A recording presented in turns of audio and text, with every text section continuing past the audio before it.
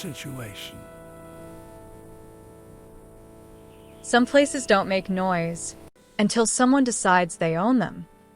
The barn had been standing there longer than the neighborhood, longer than the rules, longer than the people who suddenly believed it belonged to them. At first, it was just unfamiliar footsteps, clipboards, measuring tape, men who walked inside like they had permission when they didn't. I didn't argue. I didn't raise my voice. I stayed quiet. Because when an HOA keeps sending workers into your barn, the most dangerous thing you can do is let them think you don't notice. The barn had always been the quietest place on Ethan Hale's land. Long before the nearby houses existed, before sidewalks and street lamps, the barn had stood alone against open sky. Its boards carried the marks of weather, time, and careful repairs done by hands that respected its age. Ethan didn't come here to escape people. He came here because nothing demanded anything from him. Every visit followed the same ritual. He opened the gate slowly. He walked the gravel path. He paused at the door, letting the stillness settle before stepping inside. That morning, something felt wrong before he even saw it. The gravel showed fresh tire marks. Not deep, just enough to notice.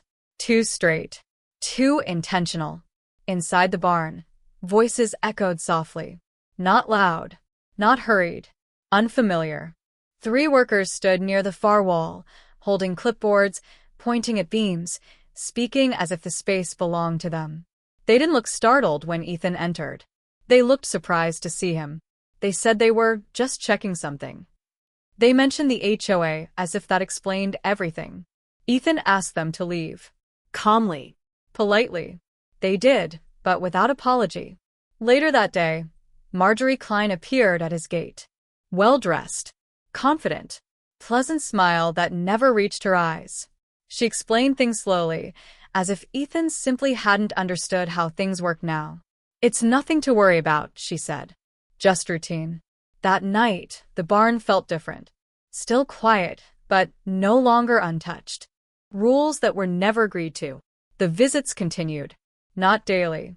Not predictable. Just often enough to keep Ethan unsettled. Workers came with ladders, measuring tools, and lists that were never shown to him.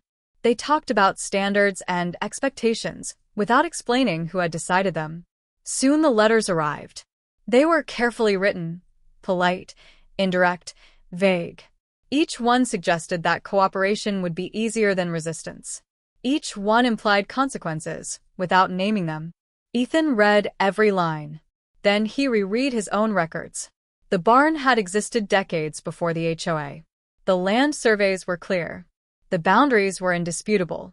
Still, Marjorie spoke as though history could be revised with confidence alone. At HOA gatherings, Ethan felt eyes on him. Conversations stopped when he passed. People nodded politely, but avoided engagement. Daniel Reeves, the contractor supervisor, lingered more often. He watched Marjorie speak. He reread instructions twice. He began keeping copies of things he'd never bothered keeping before. Ethan felt tired, not physically, but emotionally. The exhaustion of having to prove something that should never have been questioned. Crossing the locked door. The lock was replaced on a quiet afternoon. No notice. No warning. Ethan stood staring at it, his hand hovering where the old one used to be. Inside, the barn smelled the same, looked the same, but items had been moved, stacked differently, shifted by unfamiliar hands. Nothing was damaged. That almost made it worse. He confronted Marjorie in front of others this time.